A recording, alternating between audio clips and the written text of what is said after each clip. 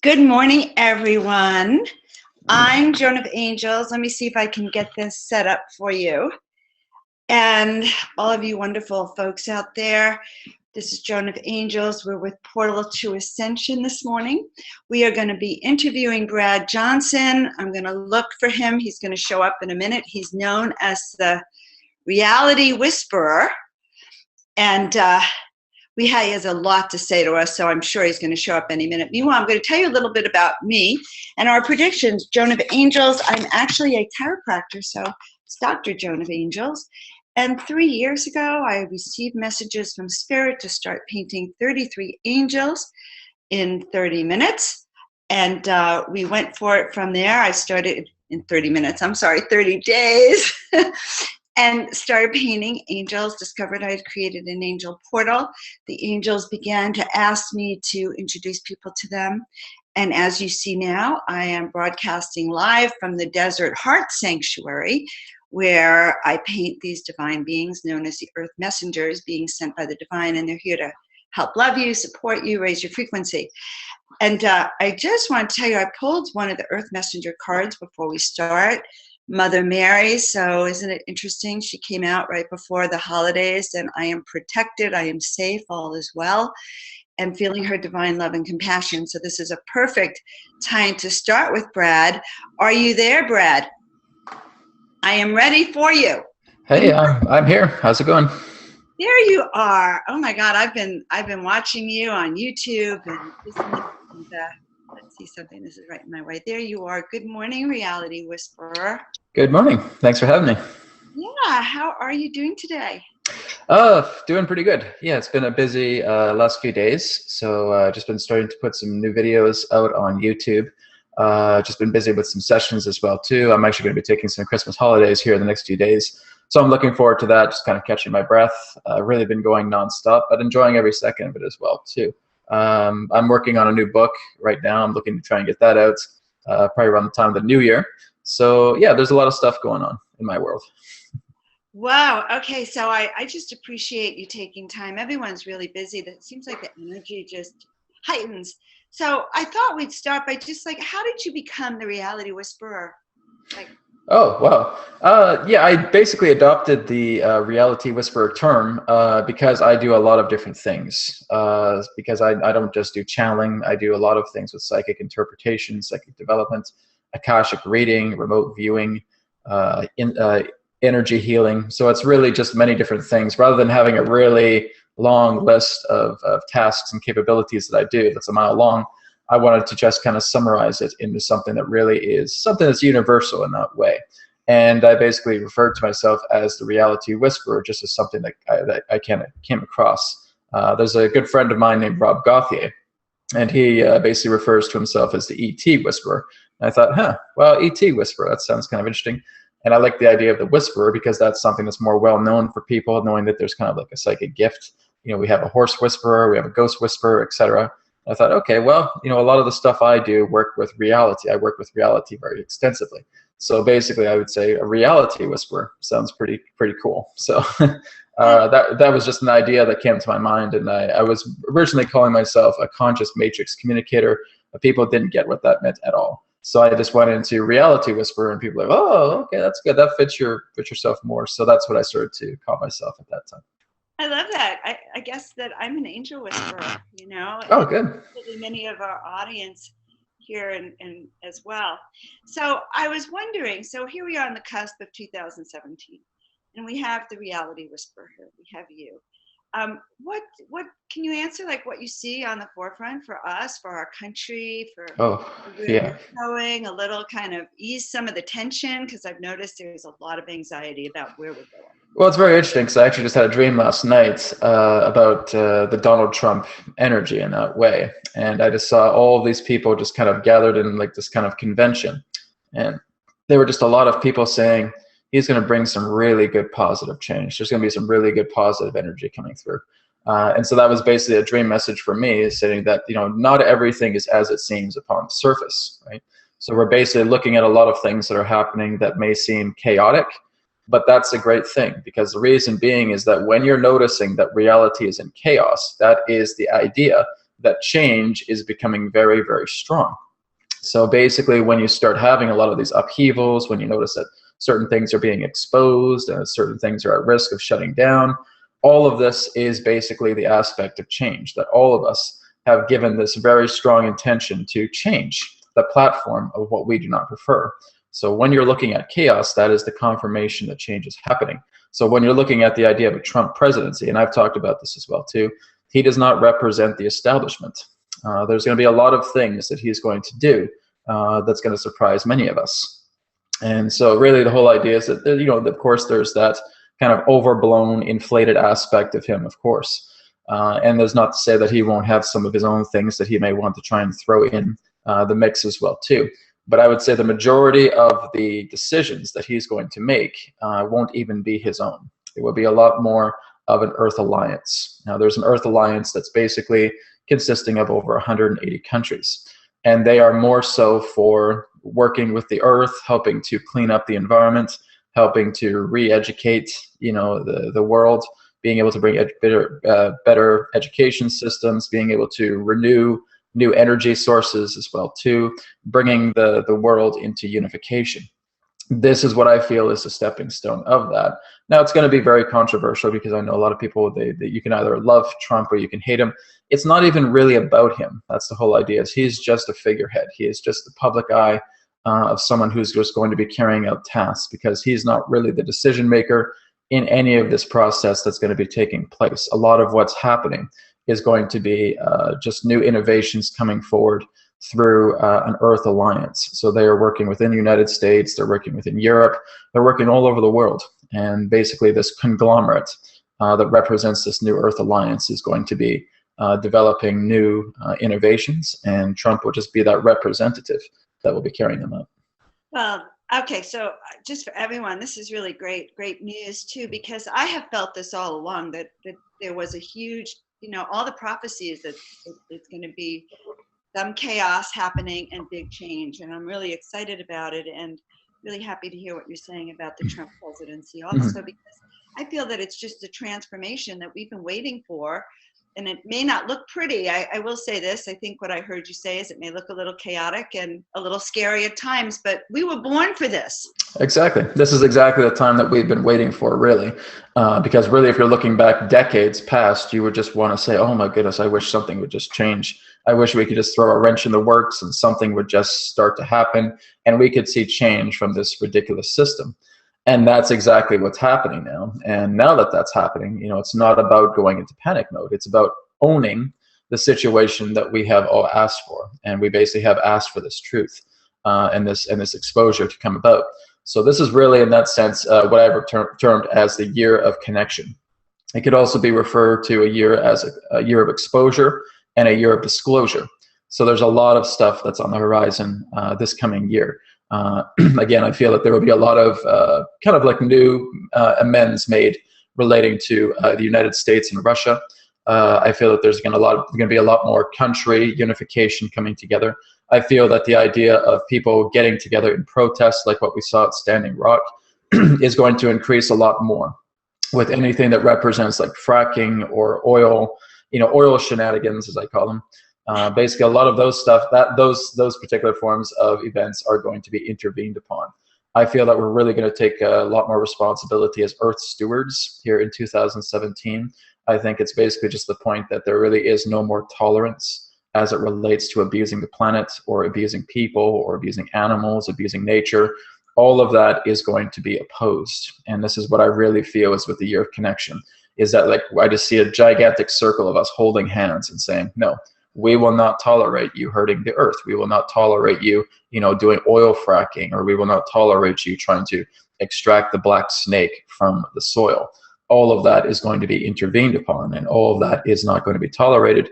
And we will show up in the masses until you get it.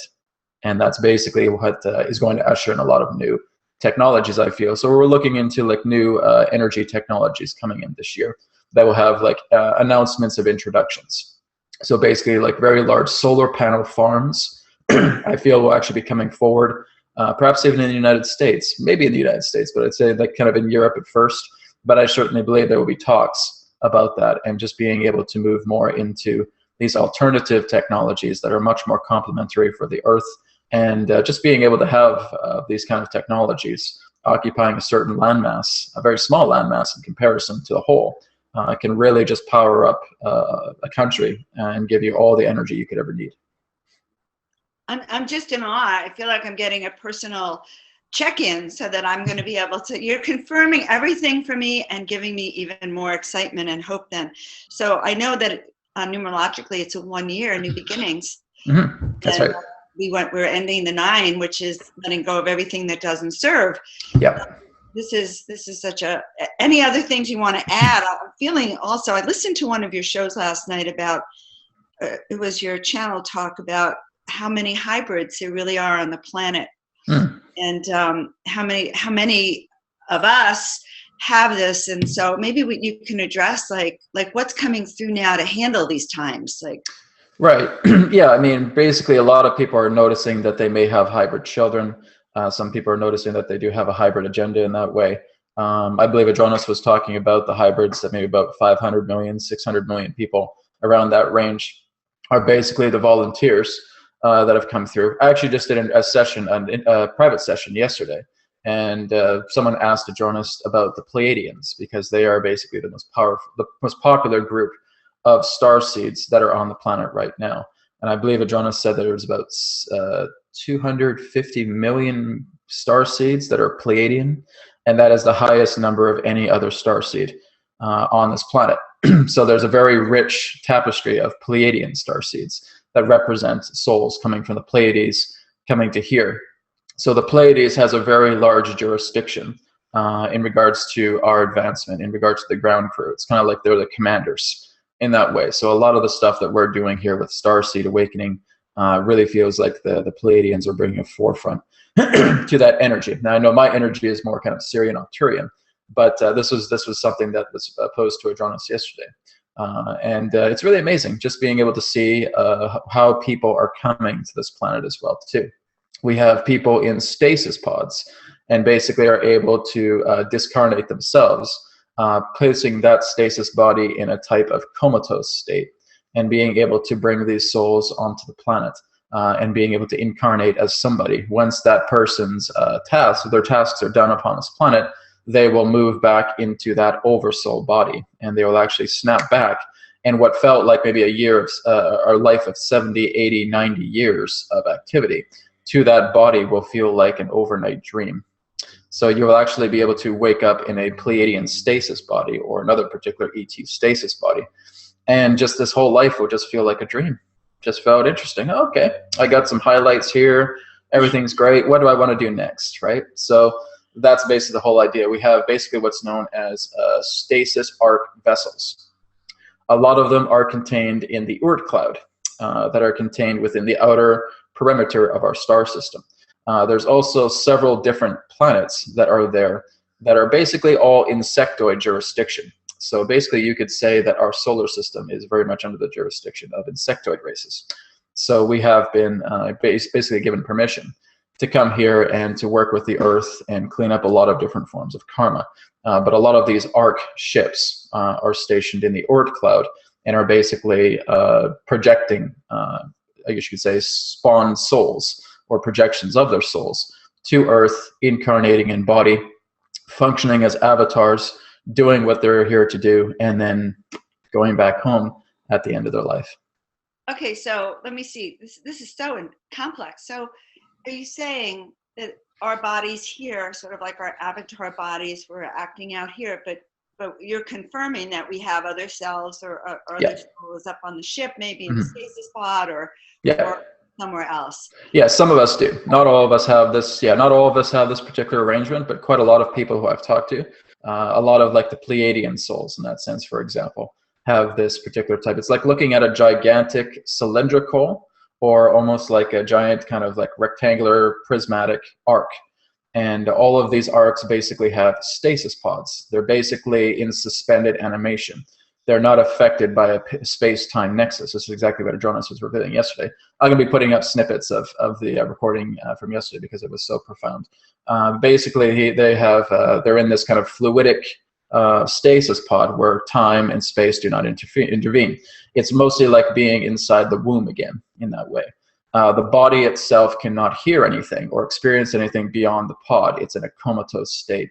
And so basically, Adronis has stated that whenever bodies are comatose, they're actually splitting their essence into many different fragments and being able to experience multiple dimensions at the same time. So this goes for people who are actually in comatose states in hospitals or anything of that nature. They're actually splitting their matrix and actually going into different lifetimes to resolve a lot of different forms of karmic aspects. But basically with this situation, these bodies are kept in stasis and they are not being affected by a space and time nexus. So basically they will incarnate into a physical human body. They will go through their entire life. Some of them can even be walk-ins as well too. And they are basically just fulfilling a task. They're fulfilling a task of why they came here. That just may help to advance their spiritual development, helping humanity, being able to maybe get a job, like say, for example, as a healer or a medium in that sense, doing some type of task, living out their life. And after that life is complete, they go in through the oversoul tunnel, that big tunnel of white light that we see as we pass away, and then basically slam right back into their stasis body. The stasis body now awakes, and it's just like waking up from a dream. It's saying, oh, I was on Earth. I had this interesting life. That's kind of cool. What do I want to do now? Right? That's basically the next step. Yeah. I love that. So this is really exciting. I'm really feeling excited. Any questions, send them out to us. But okay, so we've talked about the extraterrestrials, our star family. What about our angel families? Well, the angelic family and the star family, I basically say, are one and the same. You're just looking at different dimensions. You're looking at, basically, if you're looking at extraterrestrials, you're looking at quote-unquote angels that are existing on different planets. When you're looking at angelic consciousness, you're basically dealing with higher realms of light. So you're basically dealing with oversoul light intelligence. And that's basically what angels are. Angels themselves are not a singular individualized consciousness. They are an archangelic or angelic aspect of a monadic consciousness. So they would represent the oversoul of what we would consider to be these light intelligent realms. So when you're basically encountering an angelic presence, you're basically communicating with a collective of light, a collective of energy that is so pristine in its vibration that it's just, it's amazing to be in its presence. It's just this epitome of love altogether. They exist in many different forms of vibrations simultaneously, and they're able to see a lot more. So they basically have transcended the aspect of space, time, karma, matter in that way. So they're basically, in that sense, overseers or watchers as it pertains to the universal experiment, where we're existing in some type of causality continuity, where they are being watchers and guides to helping us out in that way. Do you feel a sense that maybe there's more, the frequencies on the planet have risen, that there's more angelic presence, like more and more people are connecting with angels and talking about them? Well, that's because the frequency that they've aligned to represents that energy. So that energy is becoming very strong. They're able to connect with that because they remember these realms that they're existing in, to where these angelic consciousnesses dwell. So you're basically feeling that energy as well too. Some of you don't even really vibrate to the aspect of ETs. You go right into angelic consciousness, because that's where you came from. Basically, the whole idea is that there are essences that come from these light angelic realms and will just naturally incarnate into the body. They have volunteered themselves to go all the way down into the descension of the physical realms and again incarnate. And this is again where human beings can really start to vibrate more so with the angelic intelligence. Why? Because they are one themselves. I get that. I feel that myself as I'm activating my own angelic frequencies. And it's a personal choice that we actually can make as to which frequencies we want to go into. Mm-hmm. And I kind of felt that was part of your reality shift. Like the reality whisperer is like, which place do you really want to show? Yeah, really everything is just one and the same. We're just looking at different layers. Adronis was also saying something really incredible, that in extraterrestrial society, it's very common for beings to actually interact with many different dimensional versions of their own planet. So basically what that means is you can just for one moment interact with kind of like a natural Earth-like planet. You can basically change your vibration. All of a sudden it transforms into a crystalline city. and you're able to interact with that. You're also able to shift again into another parallel reality, and it may be something like an indigenous preserve. You may be able to shift into another reality, and now you're going into the interior of the earth and communicating with beings right there. It's kind of like flipping a page. You're just going through all these different forms of pages of reality as it pertains to different dimensional earths or dimensional planets, and that we have the capability of doing this as well too. We've just been heavily indoctrinated into the aspect of logic and physical reality, and that's what limits us to feeling that this is all that's here.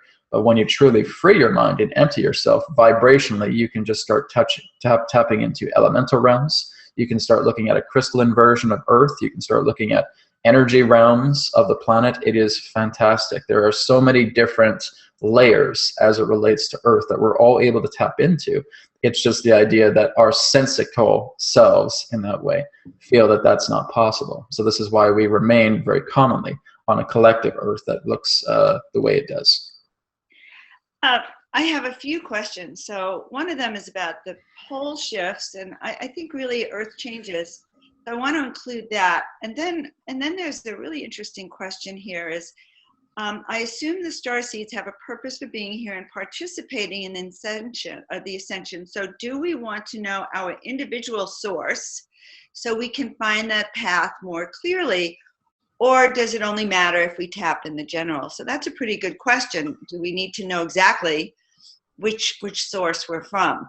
You don't even really need to search for it because it's automatically going to come to you at a certain point. It's not about searching something outside of yourself to feel what your source is. Usually when you just have this very strong interest in looking into yourself, you're going to get this whole plethora of information that will just overwhelm you, where the point is you don't even know where to begin with it. But basically the whole idea is that your own source is something that's always going to be a part of yourself. It's magnetically drawn to you. The path that you start to walk will actually be the representation of the type of source that you're connected with. So like you said, Joan, that you're very much connected with the angelic consciousness. That's a path outlined to you, showing you that there's everything in regards to the communication of angels, to the working of angels, to the love of angels. That becomes your path. So that is automatically given to you. That's how you discover your source. With me, a lot of it is extraterrestrial or higher dimensional. I've talked with the angelic realms as well too. But it's basically being able to connect with a lot of these sources that you feel is more of your authentic self. So you do not have to go looking for it in that way. It's basically that as long as you continue to follow a path of authenticity, what is your true natural self without resistance and without conflict, you're going to discover that these are your actual true paths pertaining to your source consciousness. So if that is some of you in that sense that are in stasis bodies on a Pleiadian arc ship or any other particular arc ship, that's something that's going to play itself out. There's going to be some type of hints that will relate to that through your awoken states, through your dream states, through meditation, etc. It's just being able to have that ability to put the pieces of the puzzle together, because the whole idea is that spirit will not just come out and tell you all this. You have to figure it out for yourself.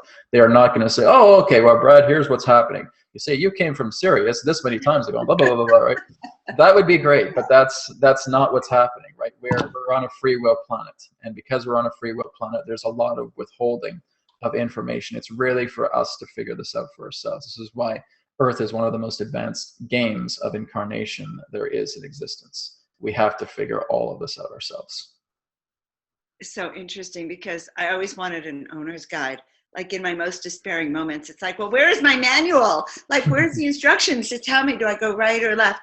But you know, the point is like when I started listening to that and I heard those voices, I said yes. And what I see is it took me down this path, which I was called to, but I could have gone this other path. Just, it was such a turning point moment. Right. And just for everyone out there, this is a turning point moment. When you hear it, it could just be like suddenly you want to start researching the reality whisperer, okay? And that takes you into your own journey, which is really exciting. Mm-hmm. So we have more questions. Everyone's really excited. Okay. About Planet X and Nibiru and also the pole shifts. Okay, well, firstly, we'll talk about the pole shifts. Pole shifts have already happened. Basically, there has already been a pole shift, and this is actually being confirmed by the Inuit that exist up in the north. The idea of the North Star has actually wavered in that way. And basically, we've shifted about 15 degrees in that particular form of direction. So basically, the whole idea is that the Earth has already tilted about a 15 or 18 degree axis, from what I recall. But basically, that's already taken place. And really, what we're going through right now is just continual energetic shifts as a result of that. So basically, we're going through some amazing times. The whole idea is that many people thought that the pole shift was going to really affect us physically, that it was going to cause a lot of chaos. No, it's not. You have to understand that a lot of the behind-the-scenes interventions that's happening, you have vessels, you have intelligences that are so incredible that nothing could really happen to the Earth that would create some type of chaotic bombardment. These particular beings have the ability to line ships up to the north and southern poles of a planet and move it and drag it into any position, just as easy it is for us to take our mouse on our computer and drag an icon across a desktop, right? That's how easy it is for them to do it. This is nothing to them. These are planet builders. These guys know how to build planets, right? So the whole idea in that sense of any particular type of impending disaster as it relates to a collective level through a pole shift, or looking into Nibiru or Planet X, and I get this question all the time, Brad, what about Planet X? What about Nibiru? What about it? You know, it's not the state of a danger zone. You know, it's not about that. The whole idea is that when I've looked at the idea of a Nibiru, I've looked at what's known as our binary star companion, which is a brown dwarf star. And yes, there are certain cycles that come together, usually every 12,000 or perhaps even every 25,000 years, where we're basically in close orbits to proximities of each other. But this does not warrant a danger. This is just basically representing a magnetic cohesion that is coming together, and we're able to notice a lot of memories that can come together. It's kind of like looking at a heart-to-heart transference. And we're seeing these two particular stars coming very, very close to each other, but they're not, you know, colliding into each other or blowing each other up or anything of that nature. We have a lot of organization within this star system because there's something very special about our star system. Our star system is a living library star system, which means that our planet is a living library. There are relics upon this planet that are millions of years old. That is very, very important for humanity and other races to observe, being left behind by ancient builder races. We have Venus as well too, which is also a living library planet. We have Mars also that has ancient relics upon it as well too. We have many of the different moons contained in our star system that contain very ancient relics as well too. All of this was placed here for us to eventually go and discover. We have a lot of stuff to discover, and it would not be any particular warranted sense to have the entire star system going in chaos by what is known as a theorized rogue planet. And again, a lot of this comes from Zecharia Sitchin and all that stuff. And basically, I've never really resonated with his work. I've always found that a lot of his stuff was contrived. And basically, that is what has been revealed even by another insider known as Corey Good, who does Cosmic Disclosure on Gaia.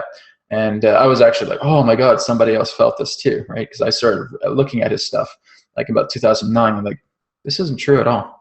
None of this stuff is true. And that was something else that, again, another person picked up.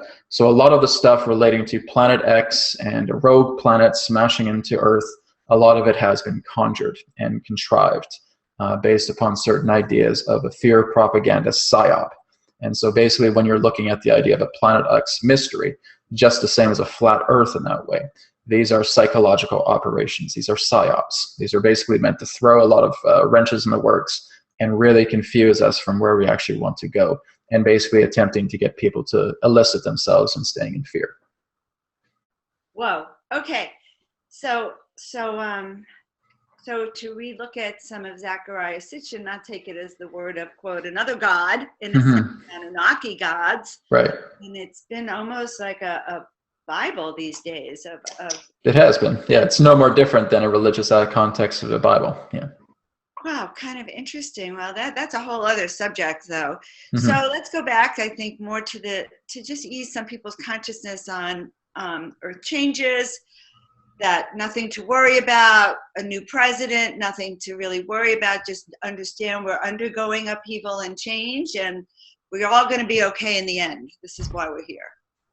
Right, exactly. You got the idea, right? The whole idea is that we are here to usher in change.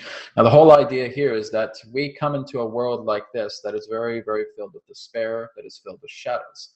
And a lot of people ask, why are we here on this planet? It is so dark. People really just don't communicate well with each other. What's going on? And it's because we are the light bringers. We need to go through a state of tragedy for ourselves to see how bad it is, so that we actually see exactly where there has been a lot of loving lack, so that we can now fill the containers with that love. So a lot of personal experiences that we go through our own particular forms of traumas that take place, relationship traumas, family traumas, work traumas, whatever it may be. All those traumas are there to showing you where there has been lack in your life.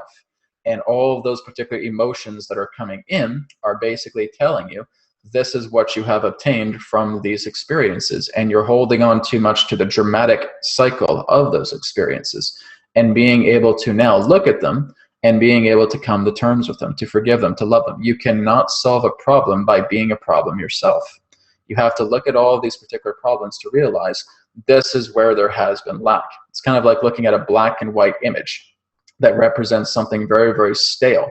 And then you have a full-blown HD, 4K color image that represents a great deal of love. Bring the color into the black and white. That's the most important part. You're going through these traumas because you need to show yourself how loving of a being you can be.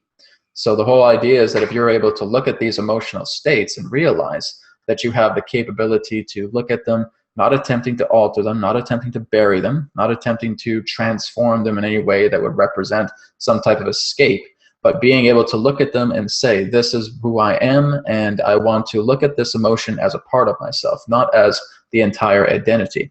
Being able to look into that form and forgive it and allow that emotion to be released and replacing it with something that serves. That's bringing the color photo through the black and white. So we come to this planet to realize how much lack there is as an opportunity to change it. That's part of our mission. Wow, I like this. It's very interesting. So I like to look at the big picture, like when because if you see that your life down there is like a film, it's a program, you can intervene in that and sort of see the story. And it's a story that really sort of keeps you from moving forward when you carry your story with you. Mm-hmm.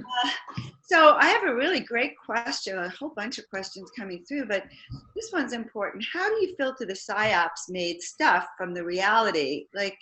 So many people think they're channeling or they're hearing voices and getting messages.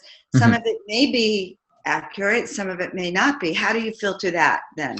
You have to feel out what the message means rather than paying so much attention to the messenger. What basically we are very much attuned to is functioning more so on technicality. And when you're really looking at technicality, that really is not important. It's more so, who's this messenger? What is this messenger doing? How was I able to fully get this information? Blah, blah, blah, blah. And you're looking at this, in that sense, really unimportant chatter about all this aspect. The whole key here in that sense is the message itself. If the message itself serves you, then it's done its job. If it's some message that you feel is very, very distorted, you can throw it aside. You do not have to look at it. It's the whole idea about how does this message make you feel? If you feel that there's something in there that may seem disastrous, it feels like it has some type of agenda to it that really does not serve you, then you say to that source, I am not interested in communicating with you. Please leave my space, right? So basically you are telling that aspect of the messenger that is sending this message that you do not resonate with to leave your space and to ensure that you're not going through that. It's all about being able to look into the heart of the message and see if that serves. That's the most important part. Do not focus too much on the idea of technicality when you're really looking into these messages that you receive, or even from what other people receive as well too. If the message serves, great, fantastic. Use it to the best of your ability. If it's somebody else's message that you feel is just, no, it doesn't work for me, great, put it aside. You do not have, no one shoving it down your throat, right? So it's very, very important that you are discerning about your reality. And this is the whole idea, is that we are adopted into believing that we need to be taken care of, that there needs to be somebody else to take care of our matters. There isn't. It's you. You have come here to learn about responsibility. So the whole key here in that sense is to really develop a strong discernment, to really see an empowerment factor and a value of yourself. If you see yourself in very low value, you're going to have a very hard time discerning all of these situations that are coming in. And you may get very low frequency messages, which will come through. And that's, yeah, exactly. Part of the distorted messages that come through because you're not able to discern and you're not able to value yourself. So therefore you'll attract those particular things in your reality. I have a simple key, which is that I ask myself, does it make my heart sing? because I literally like now when I make the right decision, like when I heard those angels talking to pain, it was like, okay, sure. Like it made me excited. Whereas, go out and get a job working at McDonald's might be like a low, like, are you like flat? So leaping for joy has always been one of my signals for myself. Yes. Yeah. You're right. And that's the whole idea, is that, some of us will get involved with work that we feel that we are working for somebody else. But Adronis really came up with a very interesting perspective. He says, well, every type of work that you do is your own work. It does not matter if you're working for another particular type of company. If you actually enjoy working for somebody else, basically you see this as your own business. You see yourself that you have put yourself in that position because that is the value that you feel is equivalent to you actually moving into that type of work and doing that type of task in that way. But it really is your own position, your own particular type of company that you're doing that work. It is more so of an imaginative scope that this actually belongs to somebody else, because nothing in creation belongs to anybody. Everything is borrowed. So that's a whole other concept of self-realization. Yes. In a lot of ways, because if you're a clerk somewhere, that's you're a clerk. That's what you've chosen as your business. That's your value equivalent. That's how you equivalate yourself to the value that equals out to that degree of being a clerk at a store. Now, if that person really enjoys being a clerk because they say, I work with customers all day and I love working with people and it feels great, fantastic. You're exactly where you need to be. You don't need to be a Dalai Lama.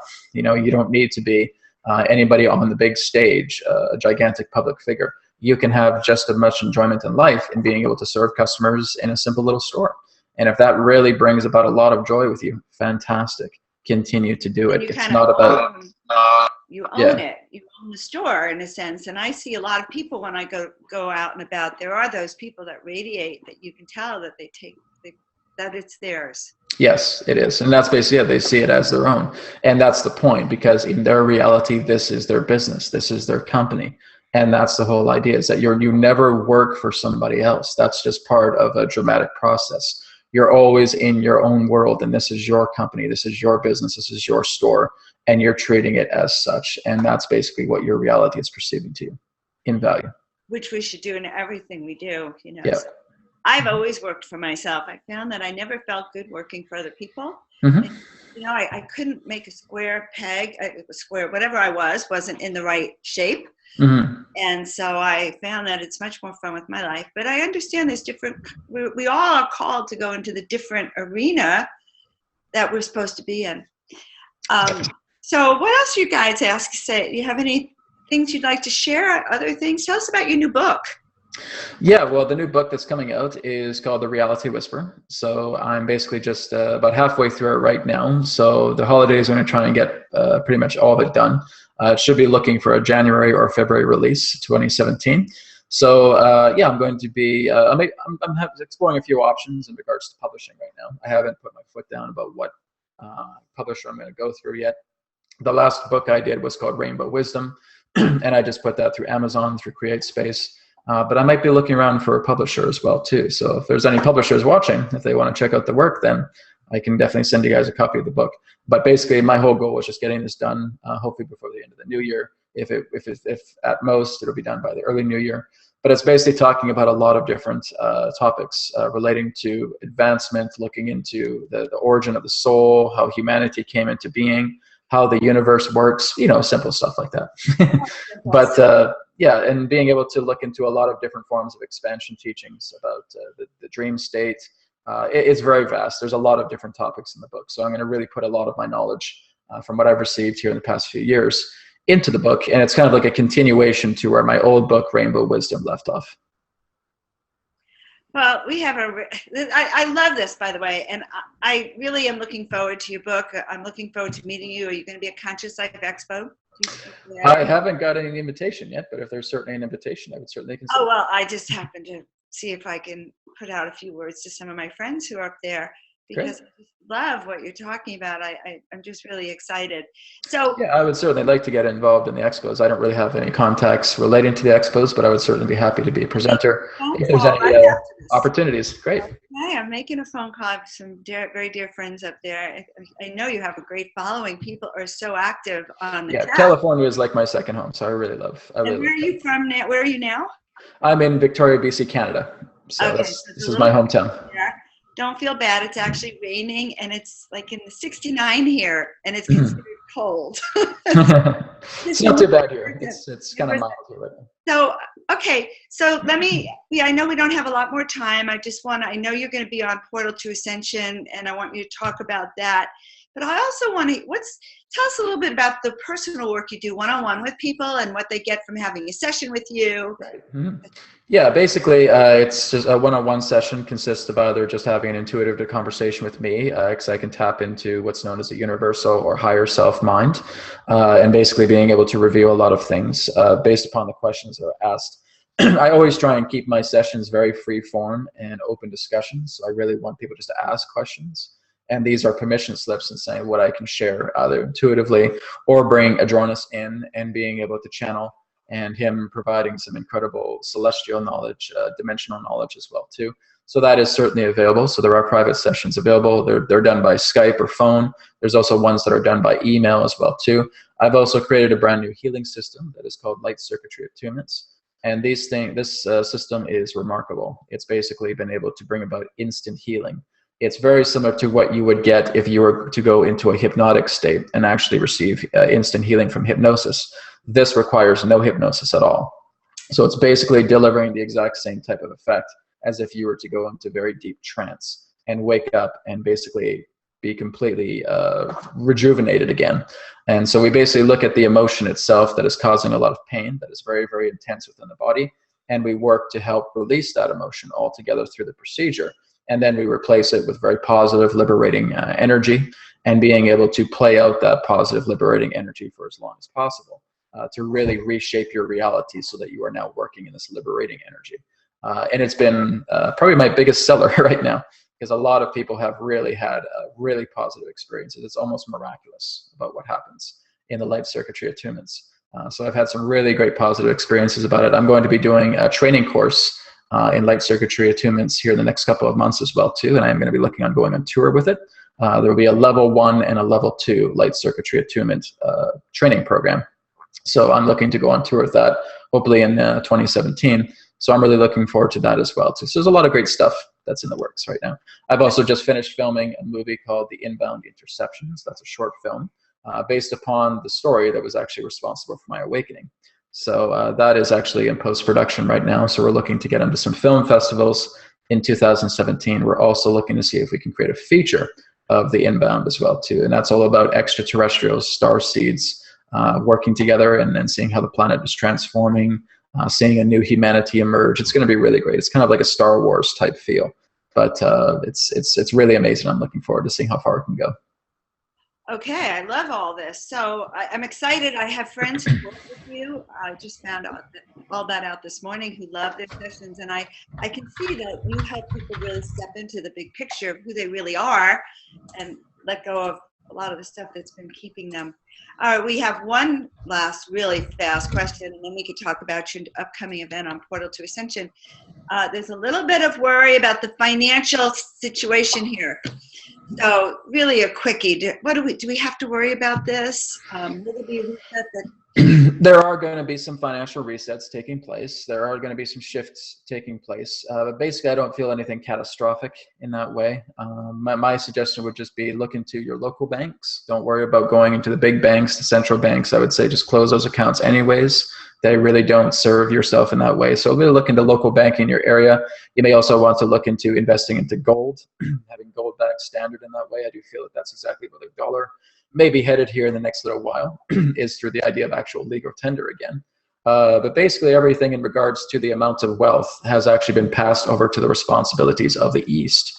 So China is actually taking a lot of responsibility and actually revamping a lot of the currency of the world using reserve currencies as well to stabilize a lot of the markets. So basically there is looking to be a new financial system, but it's not really going to be shown to publicly. You're still going to be using your own respective currency in your own country.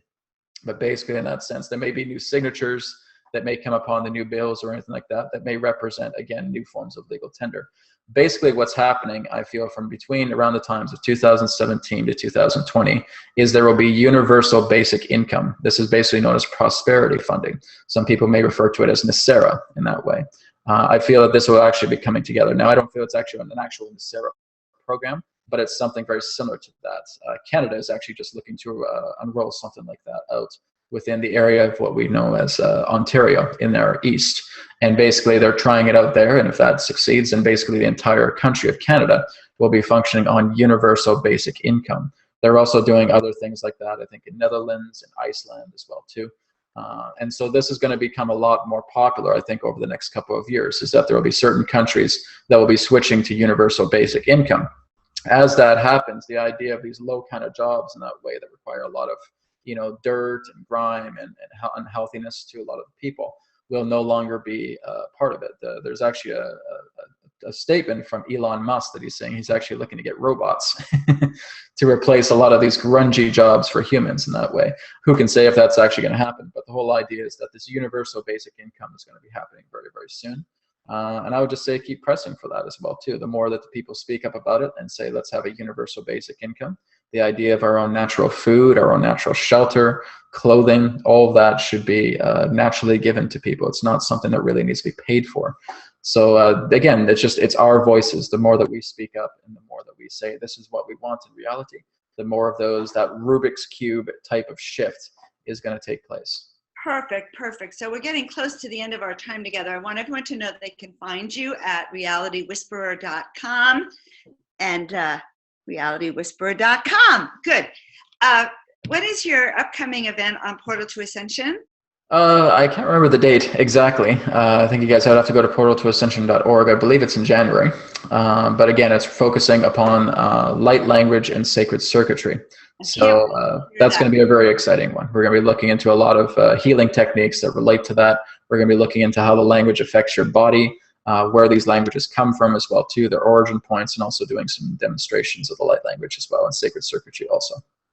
Well, I love this. I'm really enjoying this talk. I really want to thank you for all of what you've shared with us, and just sort of, I feel like we got some special insights, and I feel a lot better about 2017.